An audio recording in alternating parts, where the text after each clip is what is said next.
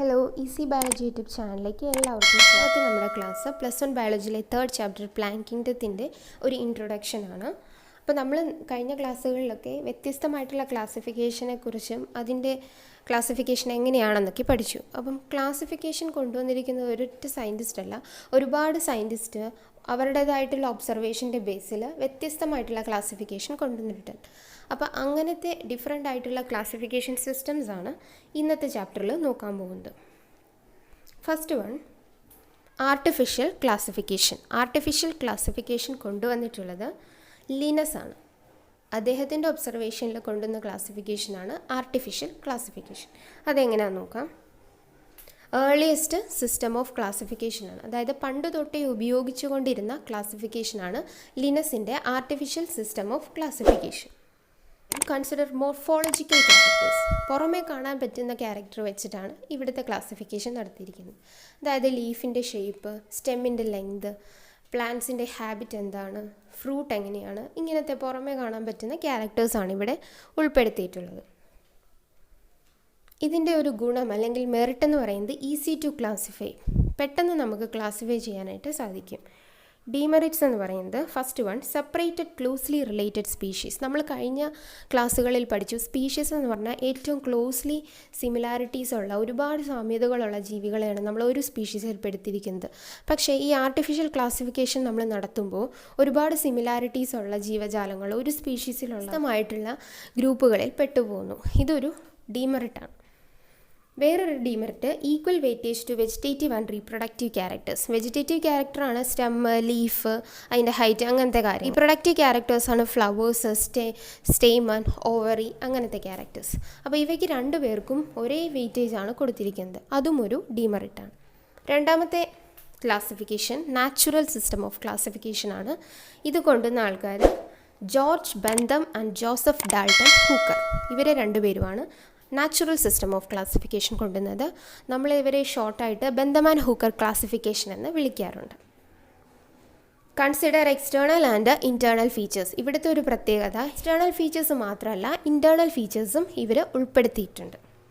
External features നമുക്കറിയാം, നേരത്തെ ക്ലാസിഫിക്കേഷനിൽ പറഞ്ഞാൽ പുറമേ കാണാൻ പറ്റുന്ന ക്യാരക്ടർ. എന്നാൽ ഇൻറ്റേർണൽ ഫീച്ചേഴ്സ് എന്ന് പറയുന്നത് ultrastructure, anatomy, embryology and phyto chemistry, ഇങ്ങനത്തെ ക്യാരക്ടേഴ്സാണ്. പ്ലാന്റ്സിൻ്റെ തന്നെ ഉള്ളിലുള്ള ക്യാരക്ടേഴ്സാണ് നമ്മളിവിടെ ഉൾപ്പെടുത്തിയിരിക്കുന്നത്. അതിൻ്റെ സെക്ഷൻ എടുത്ത് കഴിയുമ്പോൾ നമുക്ക് അതിൻ്റെ അനാട്ടമി കാണാൻ പറ്റും, അതുപോലെ അതിൻ്റെ എംബ്രിയോളജി മൈക്രോസ്കോപ്പിലൂടെ കാണാൻ പറ്റും, അതിൻ്റെ അൾട്രാസ്ട്രക്ചർ എന്താണ്, അതിൻ്റെ ഫൈറ്റോ കെമിസ്ട്രി എന്താണ്, ഇതൊക്കെയാണ് നമ്മൾ ഇൻറ്റേർണൽ ക്യാരക്ടേഴ്സിൽ ഉൾപ്പെടുത്തിയിരിക്കുന്നത്. അപ്പോൾ അടുത്ത ക്ലാസിഫിക്കേഷനാണ് ഫൈലോജനറ്റിക് ക്ലാസിഫിക്കേഷൻ. ഫൈലോജനറ്റിക് എന്ന് പറയുന്നത് എവല്യൂഷനെ ബേസ് ചെയ്തിട്ടുള്ള, പരിണാമത്തെ ബേസ് ചെയ്തിട്ടുള്ള ക്ലാസിഫിക്കേഷനാണ് ഫൈലോജനറ്റിക് ക്ലാസിഫിക്കേഷൻ. ഫൈറ്റിക് ക്ലാസിഫിക്കേഷൻ കൊണ്ടുവന്നത് എയ്ഗ്ലർ and പ്രാൻറ്റിലാണ്.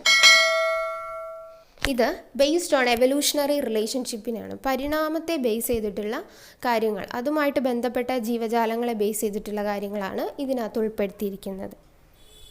Assumes that organism belong to same taxa have common ancestor. അപ്പം ഇതിൻ്റെ ഒരു പ്രത്യേകത, ഈ ഒരു ക്ലാസിഫിക്കേഷനിൽ പറയുന്നത് ഒരു കോമൺ ടാക്സയിൽ വരുന്ന എല്ലാ ജീവജാലങ്ങൾക്കും ഒരു കോമൺ ആയിട്ടുള്ള ആൻസെസ്റ്റർ, ഒരു പൂർവികനുണ്ടായിരിക്കും എന്നാണ്. ഒരു പൂർവികനിൽ നിന്നായിരിക്കും ഒരു ടാക്സയിൽപ്പെട്ട ജീവികളെല്ലാം ഉണ്ടായതെന്നാണ് ഇതിൽ വിശ്വസിക്കപ്പെടുന്നത്. ഇത് നമ്മൾ ക്ലാസിഫൈ ചെയ്യുന്നത് ഫോസിൽ എവിഡൻസിൻ്റെയൊക്കെ ബേസിലാണ്. ഫോസിൽ എന്ന് പറഞ്ഞാൽ അറിയാം, പഴയതായിട്ടുള്ള, അതായത് ഡെഡ് ആൻഡ് ഡീക്കേയിങ് ആയിട്ടുള്ള ജീവജാലങ്ങളുടെ അവശിഷ്ടങ്ങൾ എടുത്ത് നമ്മൾ സ്റ്റഡി ചെയ്യുന്നു. അതിൽ നിന്ന് നമുക്ക് എവല്യൂഷൻ വഴി മനസ്സിലാക്കാൻ സാധിക്കും. ഇതൊരു പ്ലാന്റ് ഗ്രൂപ്പ്സിൻ്റെ പിക്ചേഴ്സാണ്. അതിൻ്റെ സ്റ്റാർട്ടിങ്ങിൽ തന്നെ നമുക്കറിയാം ഒരു പോയിന്റിൽ നിന്നാണ് സ്റ്റാർട്ട് ചെയ്തിരിക്കുന്നത്. അപ്പോൾ അത് ഉദ്ദേശിക്കുന്നത് ഒരു കോമൺ ആൻസെസ്റ്ററിൽ നിന്നാണ് ഈ പ്ലാന്റ് ഗ്രൂപ്പ്സ് എല്ലാം ഉണ്ടായതെന്നാണ്. അടുത്ത പിക്ചർ അനിമൽസിൻ്റെയാണ്. ഇവിടെയും ഒരു കോമൺ ആൻസെസ്റ്ററിൽ നിന്ന് ഡിഫറെൻ്റ് ആയിട്ടുള്ള ഡൈനോസോഴ്സും ഡിഫറെൻറ്റ് ടൈപ്സ് ഓഫ് ഓർഗാനിസംസും മോഡേൺ ബേർഡ്സും ഒക്കെ ഉണ്ടായിട്ടുണ്ടെന്ന്. ഇതിൻ്റെ റൈറ്റ് സൈഡിൽ ചില ക്യാരക്ടേഴ്സ് എഴുതിയിട്ടുണ്ട്.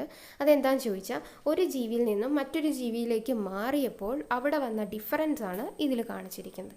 ആദ്യത്തെ ജീവിയെ നോക്കാം. ആദ്യത്തെ അതർ ഡൈനോസേഴ്സ് ആണ്.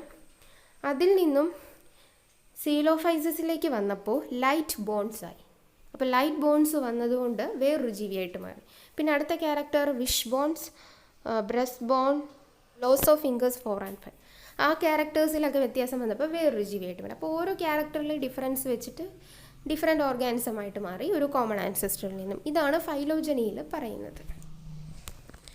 Different sources used for classification. നമ്മൾ ഈ വ്യത്യസ്തമായിട്ടുള്ള ക്ലാസിഫിക്കേഷൻ പറഞ്ഞു. അപ്പം ഈ ക്ലാസിഫിക്കേഷന് വേണ്ടി ചില സോഴ്സസ് ഉണ്ട്. അതിൻ്റെ ബേസിലാണ് നമ്മൾ ക്ലാസിഫൈ ചെയ്യുന്നത്. സോഴ്സസ് എന്ന് പറഞ്ഞാൽ നമ്മളിപ്പോൾ കഴിഞ്ഞ ഒരു ക്ലാസിഫിക്കേഷൻ ഫൈലോജനറ്റിക് ക്ലാസിഫിക്കേഷനിൽ ഫോസിൽ എവിഡൻസ് എന്ന് പറഞ്ഞാൽ, അപ്പോൾ ഈ ഫോസിൽ എവിഡൻസിൻ്റെ ബേസിലാണ്, അത് വെച്ചിട്ടാണ് അവർ കണ്ടുപിടിക്കുന്ന ഫൈലോജനറ്റിക് ക്ലാസിഫിക്കേഷനിൽ എന്തൊക്കെയാണ് ഡിഫറൻസസ് എന്നും ആരൊക്കെയാണ് ഏതിലൊക്കെയാണ് എന്ന് വരുന്നതെന്ന്. അതുപോലെ ചില കേസസിൽ ഫോസിൽ എവിഡൻസ് ഒന്നും ലഭ്യമാവണമെന്നില്ല. അങ്ങനെ വരുമ്പം നമ്മൾ തിരഞ്ഞെടുക്കുന്ന വേറെ ചില സോഴ്സസ് ആണ് ഇവിടെ നോക്കാൻ പോകുന്നത്. Numerical taxonomy. Number and codes are assigned to all observable characters. നമ്മൾ കാണുന്നതായിട്ടുള്ള ക്യാരക്ടേഴ്സിന് ചില നമ്പറും കോഡുകളും ഒക്കെ കൊടുത്തിട്ടുണ്ട്.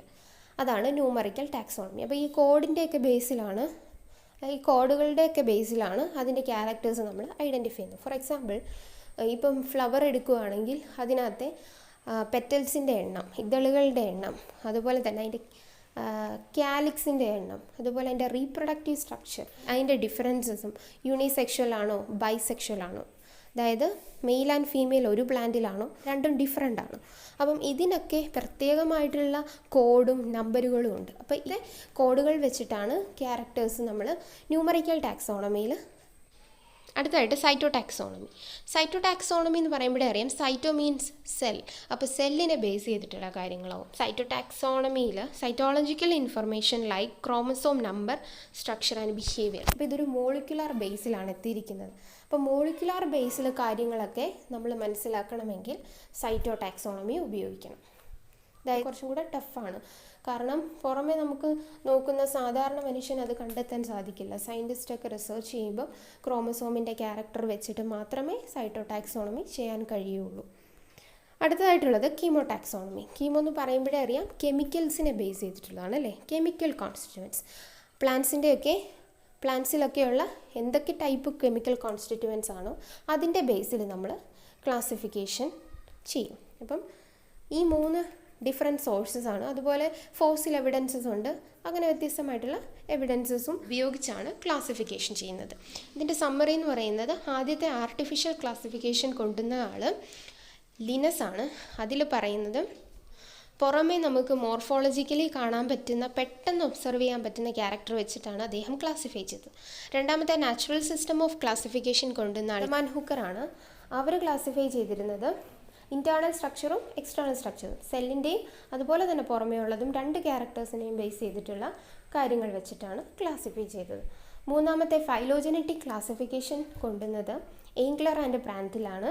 അവർ കണ്ടുപിടിച്ചത് എവല്യൂഷനെ ബേസ് ചെയ്ത് പൂർവികരെയും അതുപോലെ തന്നെ പരിണാമ വ്യത്യാസങ്ങളെയും വെച്ചിട്ടാണ് ജീവജാലങ്ങളെ ക്ലാസിഫൈ ചെയ്തത്. അപ്പം ഇങ്ങനെ ക്ലാസിഫൈ ചെയ്യാൻ എടുക്കുന്ന ചില സോഴ്സസ് ആണ് numerical taxonomy, cytotaxonomy, chemotaxonomy, fossil evidences. Okay, ഇന്നത്തെ ക്ലാസ് എല്ലാവർക്കും ഇഷ്ടമായെങ്കിൽ ലൈക്ക് ചെയ്യുക, ഷെയർ ചെയ്യുക, സബ്സ്ക്രൈബ് ചെയ്യുക.